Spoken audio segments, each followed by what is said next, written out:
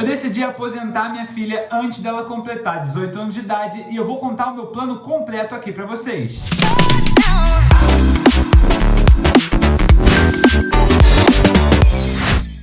Nesse vídeo de hoje teremos mais 3 ativos sendo adicionados na carteira da Maria Júlia. Mas antes, se você caiu de paraquedas aqui nessa playlist, nesse vídeo, se você não me conhece, deixa eu me apresentar. Meu nome é Gabriel Navarro, eu sou dono do maior canal de finanças do TikTok, com mais de 1,1 milhões de seguidores e mais de 3 milhões de seguidores em todas as redes sociais. Aqui a gente vai falar sobre educação financeira, empreendedorismo, renda extra e tudo que você possa adicionar para construir o seu patrimônio e alcançar a sua liberdade financeira.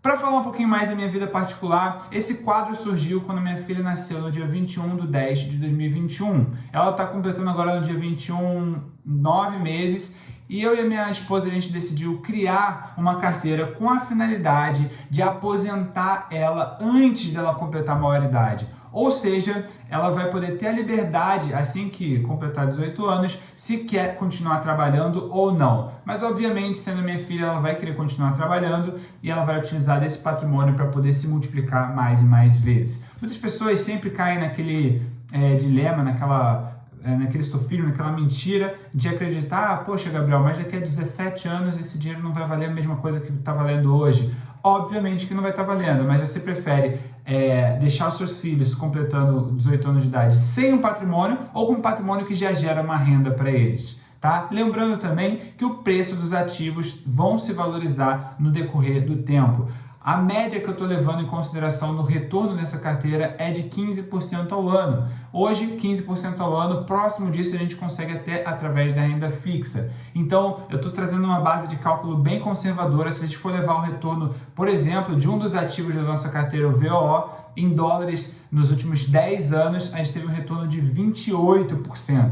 Então, eu estou sendo bem conservador e a proposta dessa carteira é investir R$500 cada 15 dias nessa carteira em ativos diferentes, até a gente ter todas as classes preenchidas e a gente só distribuir os aportes igualmente em cada classe dessa carteira, beleza? Levando em consideração, pessoal, um retorno de 15% ao ano, como eu falei, em 17 anos eu vou ter investido R$204 mil e terei acumulado mais de R$877 mil, o que vai gerar uma renda passiva para Maria Júlia de R$7 mil, tá? Então, basicamente é isso que vocês precisam entender. Essa carteira vai ser dividida em 5 classes diferentes. A primeira, renda fixa, tá? Que são os investimentos mais seguros que a gente tem, onde a gente já conhece previamente o retorno deles, o quanto a gente vai ganhar, tá? Tem os indexados à inflação, aos juros futuro, a gente tem que são pós-fixados, né? Aqueles que a gente não consegue mensurar quanto a gente vai ter de retorno. E a gente tem aqueles que são pré-fixados, que a gente já recebe uma taxa já fixa, mas são a classe de ativos mais seguros que a gente tem para investir, inclusive até mesmo mais seguros do que a poupança, como é o caso do Tesouro Direto. A segunda classe vão ser as ações aqui no Brasil, tá? Então vou selecionar as maiores ações, as melhores ações mais baratas, com maiores margens de segurança e sempre com foco na renda passiva, tá? Então eu vou focar muito numa estratégia de dividendos em empresas perenes, empresas com baixa volatilidade, que tem a maior possibilidade aí de ganhar do índice no longo prazo.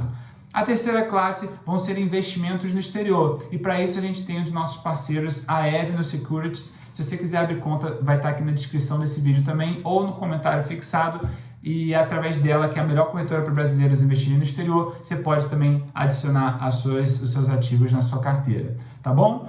A quarta classe diferente são as classes dos criptoativos, onde eu vou investir em criptomoedas para poder também garantir um retorno real com o passar do tempo. A quarta classe de ativos são as criptomoedas, para garantir um retorno real frente aí às principais moedas no mundo inteiro, já que elas têm o principal propósito de serem deflacionárias e serem também objetos descentralizadores de poder, tanto o setor financeiro, tanto o setor de arte, setor de comunicação, seja qual for o projeto, a gente vai estudar muito afinco e decidir qual vai fazer parte da carteira da Maria Júlia, com esse propósito também de gerar renda e gerar um patrimônio sólido para ela no futuro. E a última classe de ativos são os fundos imobiliários, tá? Que nada mais são do que uma comunhão de recursos com a finalidade de se investir no mercado imobiliário. Então, ali com pouquíssimo dinheiro investido, ela vai poder se tornar sócio dos maiores empreendimentos do Brasil, empreendimentos bilionários, os maiores shoppings, os maiores galpões logísticos, recebíveis do mercado imobiliário, e a gente vai adicionar nessa carteira também. E a gente ainda tem um bônus de receber os aluguéis todos os meses desses fundos. Então é uma ótima máquina de geração de caixa. Então, sem mais delongas, vamos agora para a compra dos ativos que vão ser inseridos nessa carteira. Mas antes eu quero deixar claro um disclaimer de que isso não se trata, esse quadro, essa playlist não se trata de uma recomendação de investimentos, tá? É simplesmente um conteúdo educacional para estimular e incentivar vocês a também cuidar do futuro dos seus filhos. Essa carteira é pautada, baseada de acordo com o meu nível de risco que eu assumo para os meus investimentos, para o meu patrimônio, e cada um tem que saber o que faz do seu próprio dinheiro. Então eu te aconselho estudar e investir de acordo com o seu perfil e objetivos, e que vai ser totalmente diferente do meu. No último vídeo nós investimos em 2 ativos no exterior, e agora vão ser essas ações aqui no Brasil. E para a gente escolher essas ações aqui no Brasil, a gente precisa entender um pouquinho o que está acontecendo no mundo e aqui dentro também. Basicamente, pessoal, a gente saiu do ano de 2020, onde a taxa de juros estava na casa de 2% ao ano, e a gente foi para uma taxa de juros que teve uma disparada muito acelerada por causa do aumento da inflação, que teve a sua causa ali, a sua fonte causadora do dinheiro que foi impresso no mundo inteiro. Quando há muito dinheiro em circulação, os bens de consumo ficam mais caros, e foram impressos muita grana, mais de 8 trilhões de dólares ao redor do mundo. Só para você ter noção, mais de 30% do dinheiro dos Estados Unidos, 30 ou 40, agora não me recordo de cabeça, foi impresso durante o ano da pandemia. Então, é muito dinheiro em circulação. Isso fez com que todos os preços dos bens acabassem subindo de forma exponencial. E o mecanismo dos bancos centrais, tentar frear essa inflação, tirar dinheiro da economia, fazer com que as pessoas poupem dinheiro e gastem menos, é através da elevação da taxa de juros. Então, a gente observou essa elevação de forma mais agressiva aqui no Brasil, tá? E agora lá nos Estados Unidos, a gente também está vendo os investidores já projetando um aumento mais elevado da taxa de juros lá também, que atualmente está em 1,75 e pode vir a estar 2,75 ou 2,5 no próxima reunião do Fed. Tá? E aqui no Brasil nós estamos aí em 13,25, um nível bem próximo ali de um teto histórico da taxa de juros, mas a gente ainda está num momento sensível da nossa economia, onde a gente tem uma eleição em outubro muito pouco definida ainda, tá? Tem muita água para correr nesse rio, e a gente não tem como saber se vai ter um governo mais populista, mais voltado ali para os gastos públicos, ou para um governo um pouco mais voltado para o liberalismo, e o que seria ali pró-privatizações, pró-mercado, para tentar conter a inflação. Um governo tem um aspecto de gastar mais e inflar mais a inflação, e o outro ser um pouco mais conservador com relação às contas públicas. Então esse é o nosso setor que a gente está aqui no Brasil. No mundo a gente está vendo uma crise generalizada, uma possível recessão, principalmente por causa da guerra da Ucrânia com a Rússia, tá rompendo ali através das sanções com todo o comércio da Europa, e também rompendo o fornecimento de gás, ou seja, a conta de energia elétrica lá na Europa está subindo de forma muito acelerada, está trazendo um colapso ali na indústria. E também nós temos o fator da China, tá? Com uma pressão muito forte no setor imobiliário, que é um setor muito inflado, tá? É a classe de ativos mais cara do mundo inteiro, e a política de lockdown da China, que tem atrapalhado também o crescimento da China. E também temos eleições na China, e que precisam mostrar bons números de crescimento para manter a ditadura lá, que a gente pode observar lá do governo chinês. Então vamos lá, pessoal, a primeira compra da carteira foi o Banco do Brasil, com foco muito em renda e dividendos, tá? Para quem não sabe, o Banco do Brasil é uma empresa estatal de economia mista, ou seja, ela tem uma participação do governo e uma participação do mercado privado, tá? Ela tem mais de 213 anos de idade, é uma empresa super sólida, e eu trouxe aqui alguns racionais que me fizeram optar pelo Banco do Brasil e não, por exemplo, pelo Itaú, pelo Bradesco, e que me dão mais confiança de carregar essa posição para eu comprar essa ação e ter um horizonte de venda, possível venda, né, obviamente, daqui a 17 anos e ter a tranquilidade de investir nessa empresa? Primeiramente, o setor resiliente, tá, pessoal? O setor bancário, historicamente, ganha dinheiro com a elevação dos juros. Por quê? Porque o banco ele consegue ganhar o spread, né? O que seria o spread? A diferença do dinheiro que ele toma emprestado e o que ele empresta. Então, ele consegue empurrar esse custo para o cliente e ele consegue ganhar mais com esse aumento dos juros também. O preço do Banco do Brasil, gente, ele é o banco mais barato da nossa bolsa, obviamente dos bancos mais relevantes, tá? Nós temos ali um PL de 4,2 vezes lucro. O que isso significa? O que é o PL, tá, pessoal? O PL é a principal métrica que a gente observa se uma ação está barata ou cara, tá? Um indicador fundamentalista que ele significa o preço da ação divididos pelo lucro da companhia. Ele dá uma ideia para a gente de quantos anos aquela empresa vai devolver R$1 que você investiu nela. Então, no caso do Banco do Brasil, que é 4,2, quer dizer que o Banco do Brasil vai te devolver em 4,2 anos, se ele distribuir 100% do lucro dele, ou o dinheiro que você investiu nele, cada R$1. Enquanto isso, nós temos um PL histórico do setor bancário, setor financeiro, de 7 vezes lucro. Ou seja, enquanto o Banco do Brasil está entregando em 4,2 vezes lucro, o setor está entregando em 7 vezes lucro. Isso porque o setor já está muito barato. Outro racional é a forte presença no agronegócio, pessoal.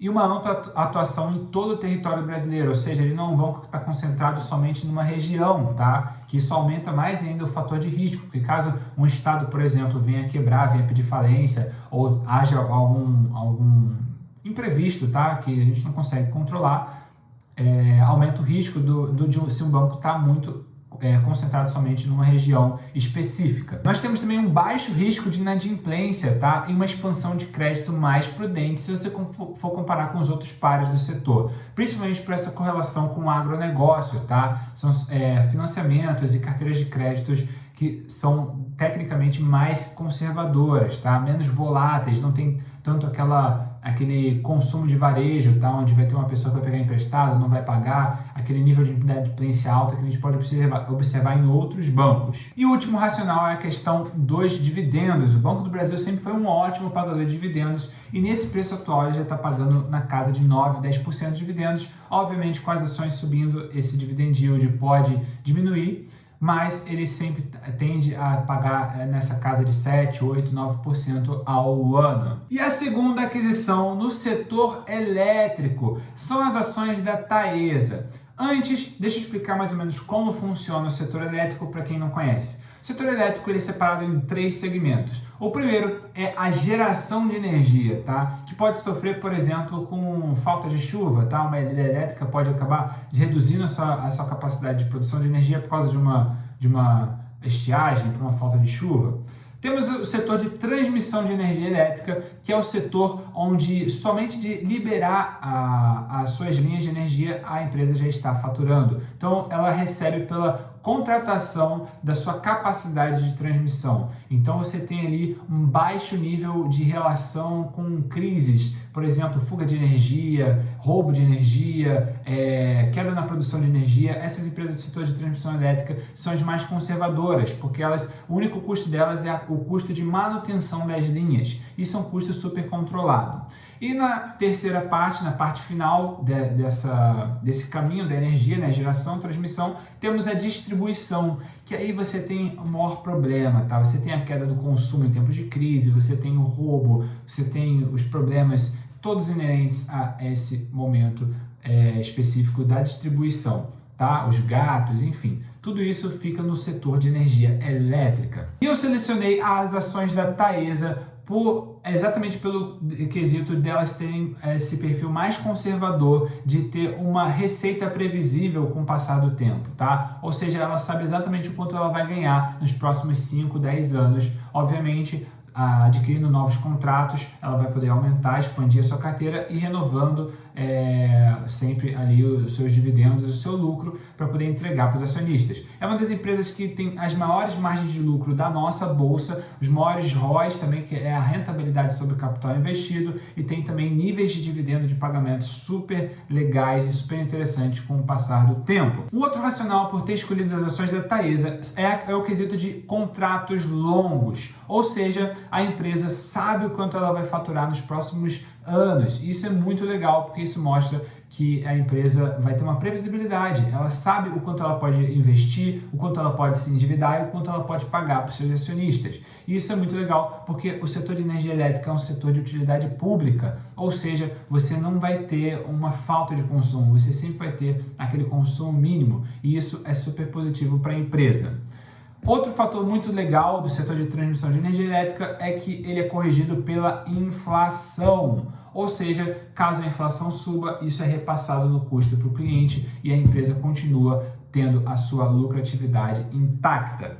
E é um setor com baixíssima concorrência, até porque você precisa de um investimento muito pesado para poder começar uma empresa de transmissão de energia elétrica. Por isso você tem concessões públicas que são de muitos anos, então isso diminui ali a concorrência e faz com que essas empresas sempre possam manter ali o seu controle sobre a região. E a terceira aquisição foram as ações da JBS, no setor de proteínas aqui na nossa Bolsa Brasileira. Pessoal, para vocês que não sabem, a JBS é uma empresa de proteínas, tá? Líder no processamento de carne bovina e frango, tá? No mundo inteiro. E ela tem 75% da sua produção atrelada, das suas receitas atrelada ao mercado americano, que é a maior potência global e que tem o seu consumo ali, a sua receita em dólares. Então, ela também tem essa performance bem atrelada com a performance do dólar, protegendo a nossa carteira de investimentos por uma possível alta do dólar, da moeda também.